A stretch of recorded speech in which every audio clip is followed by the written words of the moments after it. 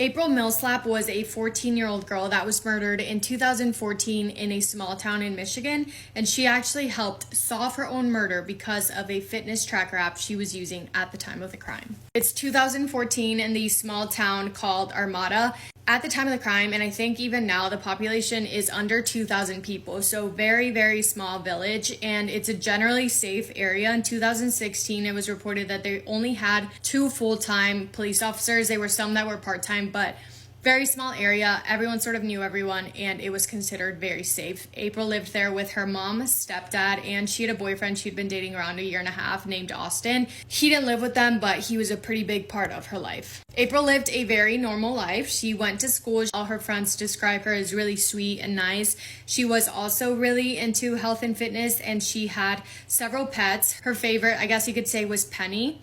Penny and April did everything together. They were best friends, and they would go out on walks, hikes, runs all the time together. July 24th, 2014, beautiful summer day. April decides that she wants to take Penny out for a walk, which is not unusual. She takes Penny out for hikes all the time. However, she never stays out past dark. As soon as the sun starts to set, she usually makes her way back home. So she left around 5:30 p.m. Her mom calls her when the sun starts to go down to see when she's going to be home. She doesn't respond. A few hours go by. The mom tries calling over and over again, and she cannot get a hold of April. By 9 p.m., she decides to call the police, let them know that April's missing. The police are with her. She starts freaking out. She says she just had a really bad gut feeling that something had happened, and she goes to call the stepdad because he's at work to fill him in and let him know what's going on. She can't even get the words out. The cops actually have to take the phone from her and let the stepdad know what's going on, so then he leaves work and goes home to be with his wife. The police are talking to the mom, trying to get more information on both her life, like her friends, her day-to-day, her boyfriend, as well as specifics of the day, like what she was wearing, if she said where she was going, if she has different trails that she usually sticks to try and see where they should be looking. The cops tell the mom to call her boyfriend, Austin, to see if maybe she said anything to him about where she was going. And he says, it's around 9:30 p.m. now, but he says that at 7 p.m., April texted Austin and said, "I think I almost got kidnapped." So this is now a more serious case. Obviously, April was scared enough to text her boyfriend of someone on the trail, and now she can't be found. The team of police officers in the village is obviously very small, so they bring in the FBI to help them out with the investigation. They go back to the station to try and figure out a game plan, and when they do, they get a 911 call from a man that says he was riding his bike with his wife on that trail. A dog comes up to them, and it seems like the dog was trying to take them somewhere, so the man follows the dog, who ends up being Penny, April's dog. The dog walks up to a dead body and just lays next to the dead body and starts whimpering, which is so sad. When the police go out to look at the body, it was pretty much confirmed that it was April because it matched the outfit exactly like what the mom said she had been wearing earlier in the day.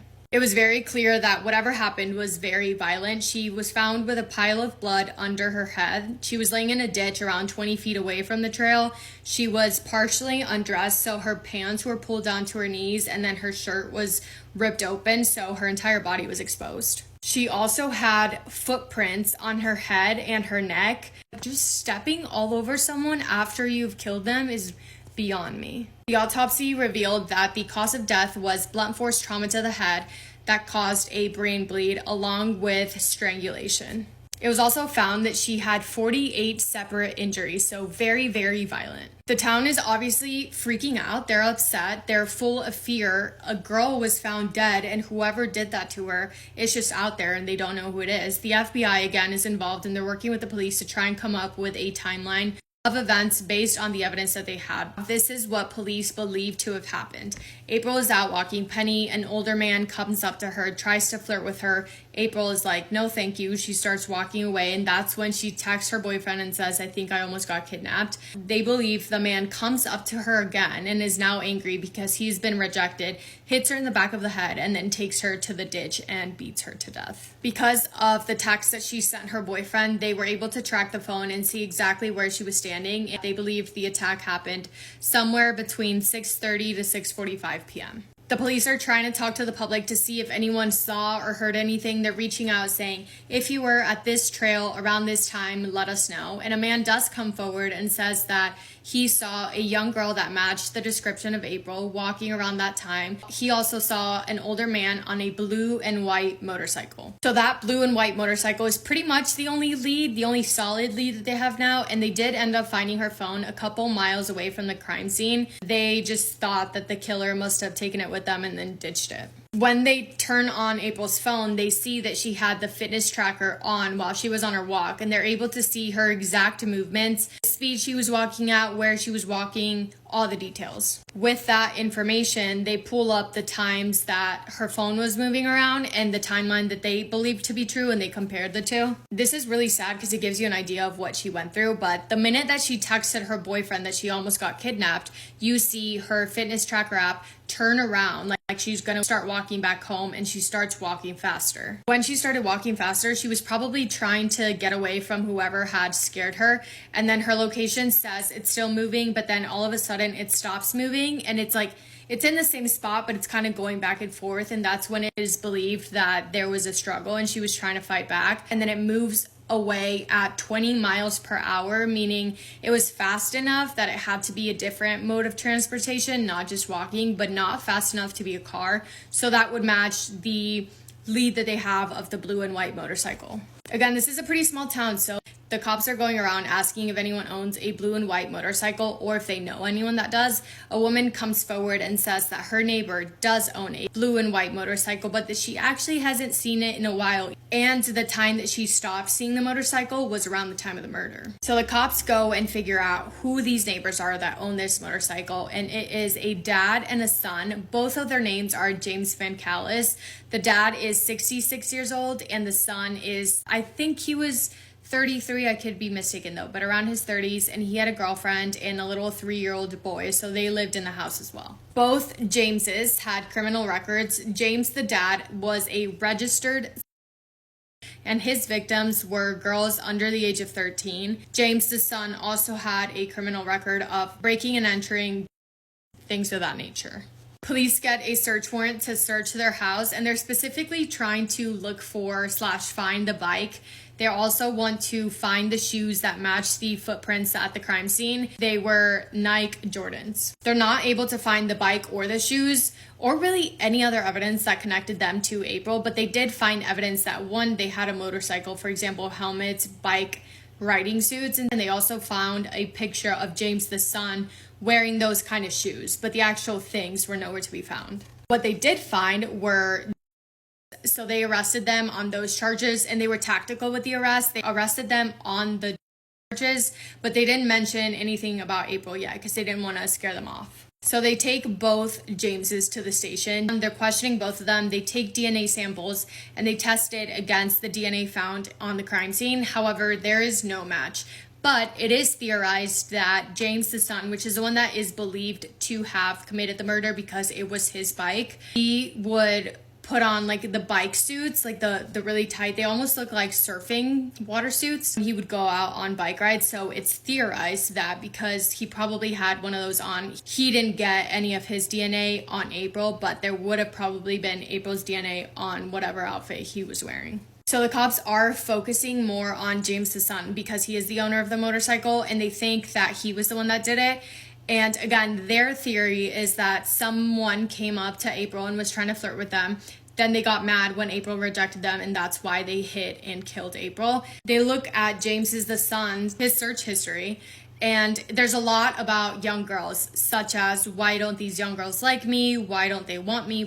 So the cops have the idea that whoever did that to April was mad because they were rejected, and James literally Googling, why don't these girls like me, these young girls like me, would match up with their theory. The Google searches basically just confirmed that James had already had those thoughts of, oh, I'm into these young girls and I get mad when they don't like me back. James is finally arrested on first-degree murder and assault with the intent. In court, his defense says that they don't have any actual evidence confirming that it was him that did the crime. There's no DNA. It's all basically circumstantial evidence.